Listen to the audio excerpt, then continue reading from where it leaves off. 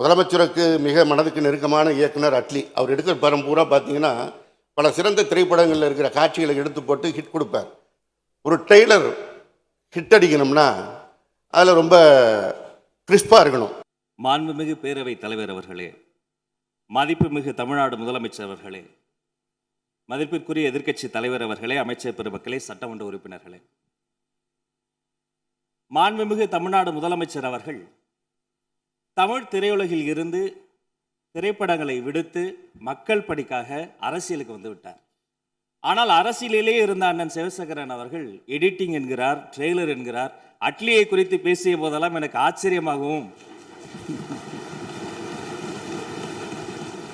அதிர்ச்சியாகவும் இருந்தது. இந்த சட்டமன்றத்திற்கும் அன்பு சகோதரர் இயக்குனர் அட்லி அவர்களுக்கும் என்ன சம்பந்தம்? அதே போல அவர்கள் சொன்னதை, ஜனநாயகத்தினுடைய பெரிய பலமே எதிர்க்கட்சி தான். அவர்களினுடைய ஆக்கப்பூர்வமான விமர்சனங்கள், அவர்களினுடைய அறிவுரைகள், அவர்களினுடைய எதிர்ப்பு என்பது நமக்கு ஒரு வலிமையை சேர்க்கும், ஒரு பலத்தை கொடுக்கும். அதே சமயம் விடாண்டாவாதமாக சில விஷயங்களை திரித்து அதனுடைய உண்மை தன்மை புரிந்த பின்பும் அதை வம்பிற்காக பேசுவது என்பது எப்படி சரியாக இருக்கும் என்பதை நாம் புரிந்து கொள்ள வேண்டும். அது மட்டுமல்ல, அவர் குறிப்பிட்டார், காலங்கள் மாறும் காட்சிகள் மாறும் என்றார். இந்த சட்டமன்றத்தை பாருங்கள், காலங்கள் மாறிவிட்டது, காட்சி மாறிவிட்டது.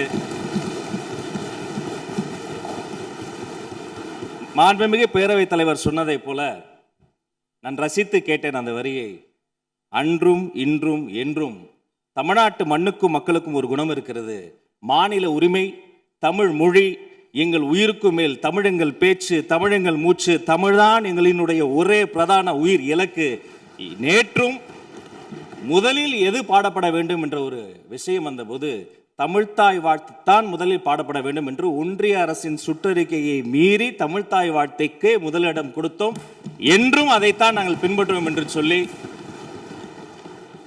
நம்முடைய சட்டமன்றத்தில் மேகதாது உள்ளிட்ட பல்வேறு பிரச்சனைகளை பேசி ஆக்கப்பூர்வமாக இதை டேக்கிங் ஃபார்வர்ட், அடுத்த கட்டத்தை நோக்கி நாம் சென்று கொண்டிருக்கிறோம்.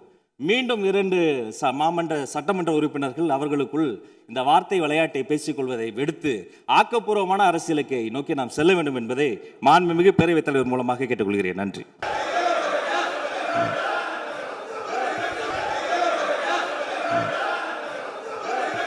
இந்த பக்கம் பேச தெரியாமல் இல்லை.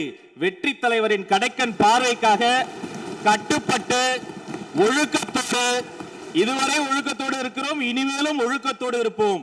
அதே சபை ஒழுக்கத்தையும் ஒத்துழைப்பையும் அனைத்து கட்சி தோழர்களிடம் நான் விரும்பி வேண்டி உங்கள் மூலமாக கேட்டுக்கொள்கிறேன். போதைப் பொருள் தடுப்பதற்கான போதைப் பொருள் தடுப்பு படை ஒன்றை தொடங்குவோம் என்று சொன்னார்கள். இன்றைக்கு வரைக்கும் அது எனக்கு தொடங்கினதாக தெரியவில்லை. 3வது சிங்கப்பெண் சிறப்பு அதிரடிப்படை என்று ஒரு திட்டத்தை அறிவித்தார்கள். அதை இன்றைக்கு தொடங்கி வைத்திருக்கின்றார்கள் மாண்புமிகு முதலமைச்சர் அவர்கள். பள்ளிக்கல்வித்துறை அமைச்சர் மாண்புமிகு பேரவைத் தலைவர் அவர்களே, போகிற போக்கில் பொத்தாம் பொதுவாக சில வார்த்தைகளை அண்ணன் சொல்லிவிட்டார். போதைப் பொருள் தடுப்பு நடவடிக்கை குறித்து அண்ணன் கேட்டார். அவருக்கான பதிலாக ஜூன் மாதம் 3ஆம் தேதி தொடங்கி 16ஆம் தேதிக்குள் 473 போதைப் பொருள் தொடர்பான வழக்குகள் பதிவு செய்யப்பட்டு 672 போதைப் பொருள் ரவுடிகள் கைது செய்யப்பட்டு, நான் இங்கு பேசிக் கொண்டிருக்கிற இதே வேளையிலே தமிழ்நாடு முழுக்க திக்கெட்டும் திசையிட்டும் 38 மாவட்டங்களில் கைப்பற்றப்பட்ட சுமார் 10,56,00,000க்கும் அதிகமான போதைப் பொருட்களை எல்லாம் கொட்டி அழித்து எரித்து போதை சாம்ராஜ்யம் மாண்புமிகு முதல்வரின் ஆட்சியில் வேரோடும் வேரடி மண்ணோடும் ஒழிக்கப்பட்டுக் கொண்டிருக்கிறது.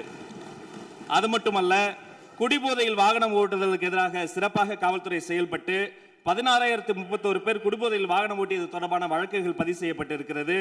பெண்கள் மற்றும் குழந்தைகளுக்கு எதிரான குற்றங்களை குறித்து பலரும் தங்களுடைய பேச்சுகளில் சுட்டிக்காட்டினார்கள்.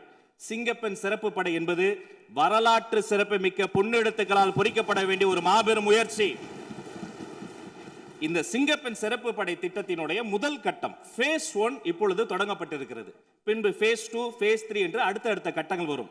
இந்த phase 1லேயே சிங்கப்பெண் முதல் கட்டத்திலேயே வெற்றிகரமாக தொடங்கப்பட்டு 70 சிங்கப்பெண் சிறப்பு படைக்கல அலகுகள் உருவாக்கப்பட்டு உதவி ஆய்வாளர்கள், காவல்துறையினுடைய பணியாளர்கள் என்று ஒரு திட்டமிடப்பட்ட கட்டமைக்கப்பட்ட ஒரு ஸ்ட்ரக்சர் உருவாக்கப்பட்டு தமிழ்நாடு முழுக்க ரோந்து பணிகள் மேற்கொள்ளப்பட்டு கல்வி நிறுவனங்களில் மட்டும் 1315 கல்வி நிறுவனங்களில் விழிப்புணர்வு நிகழ்ச்சிகள் நடத்தப்பட்டு பொது இடங்களில் 1418 இடங்களில் விழிப்புணர்வு நிகழ்ச்சி நடத்தப்பட்டு நேரில் சென்ற 69 வழக்குகள் பதிவு செய்து விசாரித்து ஆதரவு சேவைகளுக்காக 25 வழக்குகளுக்கு அனுப்பப்பட்டு காணாமல் போன ஒரு குழந்தையும் பெண்ணையும் சிங்க பெண்கள் சிறப்பு படை கண்டுபிடித்து வீட்டுக்கு அனுப்பி வைத்திருக்கிறார்கள்.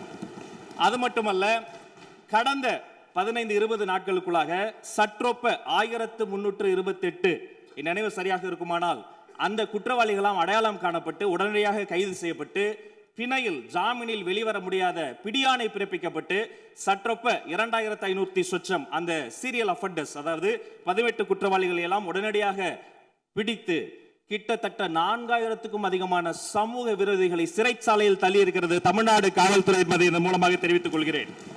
பொதுவாக மாண்புமிகு சட்டப்பேரவை உறுப்பினர்கள் பேசுகிற போது கூட ஒரு உறுப்பினர் சொன்னார், சட்டம் ஒழுங்கு எப்படி இருக்கிறது, பெண்களுக்கு எதிரான குற்றங்கள் அதிகரித்திருக்கிறது. மாண்புமிகு முதல்வர் நிதி ஆயோக் கூட்டத்தில் பேசிய பொழுது தமிழ்நாட்டு பெருமளை எல்லாம் சொன்னார், அதற்கெல்லாம் நாங்கள் தான் காரணம். ஆம், சரியாக சொன்னீர்கள். இந்த தமிழ்நாட்டில் சீரழிந்திருக்கிற போதை பழக்கத்திற்கும் சட்ட ஒழுங்கு பிரச்சனைகளுக்கும் இதற்கு முன்னால் ஆண்டவர்களும் ஒரு காரணம் என ஒப்புதல் வாக்குமூலத்தை கொடுத்திருக்கிறது என்பதையும் சுட்டிக்காட்டி, மீண்டும் சொல்கிறேன், சரித்திர சிறப்பு வாய்ந்த சிங்க பெண்கள் சிறப்பு படை சிறகடித்து பறக்கிறார்கள். பொறுத்திருந்து பாருங்கள், வெயிட் அண்ட் வாட்ச். தமிழ்நாட்டினுடைய சட்டம் ஒழுங்கு இந்தியாவிலே சிறந்த மாநிலமாக இந்த சிறப்பு படை மாற்றி காட்டும் என்று உங்கள் மூலமாக தெரியப்படுகிறது. மாண்புமிகு உறுப்பினர் சாசி சிவசங்கர் அவர்கள். தமிழ்த்தாய் வாழ்த்தை முதலில் பாட வேண்டும், அவை நிறைவின் போதுதான் தேசிய கீதம் பாட வேண்டும் என்கின்ற மரபு தமிழ்நாட்டிலே கடைபிடிக்கப்பட்டு வருவது. இது ஏதோ அவைக்கு மாத்திரமல்ல, நீங்களும் நானும் பள்ளியிலே படிக்கும் போதும் அங்கேயும் இந்த நிகழ்வு தான் நடைபெற்று என்பதை உங்களுக்கு நான் சுட்டிக்காட்ட விரும்புகிறேன். பேரவைத் தலைவர் அவர்களே, வந்தே மாதரம் பாடல் இதற்கு முன்பு முதலமைச்சராக இருந்த திராவிட முன்னேற்றக் கழகத்தின் தலைவரும் ஐயா மு.க. ஸ்டாலின் அவர்கள் இருந்தபொழுது உயர்நீதிமன்றத்தில் பதவியேற்பு விழாவில் ரீசண்டாக வந்த சர்க்குலர், ஹோம் மினிஸ்டருடைய சர்க்குலர் படி வந்தே மாதரம் பாடல் முதல் முறையாக பாடப்பட்டது. அப்பொழுது திரு மு.க. ஸ்டாலின் அவர்கள் அதற்கான மரியாதையை எழுந்து கொடுத்தார்கள். இது ரீசண்டாக வந்த பிரச்சனை. அதற்கப்புறம் பதவியேற்பு விழாவில் மாண்புமிகு முதலமைச்சராக பொறுப்பேற்பதற்கு முன்பு கவர்னரிடம் கோரிக்கை கொடுத்தார்கள். அப்பொழுது கவர்னர் ஹோம் மினிஸ்டருடைய சர்க்குலரை தான் நாங்கள் ஒபே பண்ணோன்னு சொன்னார். கிட்டத்தட்ட 5 நிமிடம் அப்பொழுதே தன்னுடைய கோரிக்கை வைத்தார் பதவியேற்பு விழாவுக்கு முன்பே. அதன் பின்பு கவர்னருடைய அலுவலகத்தில் அடுத்த பதவியேற்பு நடக்கும் பொழுதும் நம்மளுடைய கோரிக்கை முதல்வரும் சரி நாங்களும் சரி வைத்தோம். கவர்னருடைய கண்ட்ரோலில் இருக்கக்கூடிய அவருடைய அவையில் பதவியேற்கும் பொழுது மாநில அரசால் எந்த விதமான முயற்சிகளை செய்ய முடியல. ஆனால் அரசு நிகழ்ச்சிகளில் எப்பொழுதும் தாய்மொழியாக இருக்கக்கூடிய தமிழ்த்தாய் வாழ்த்தை பாடினோம்.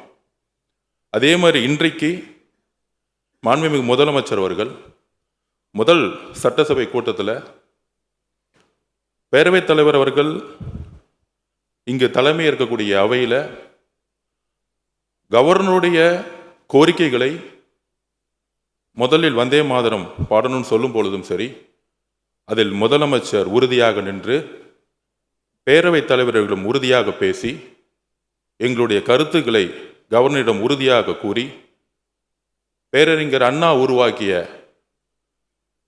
மாநில கொள்கையில் அந்த கொள்கையில் உறுதியாக இருந்து இன்றைக்கு 3-4 வருடங்களாக கவர்னர் முன்பு கவர்னரோட சண்டை போட்டு வெளிநடப்பு பண்ணுறது ஒரு டிப்ளமசி கிடையாது.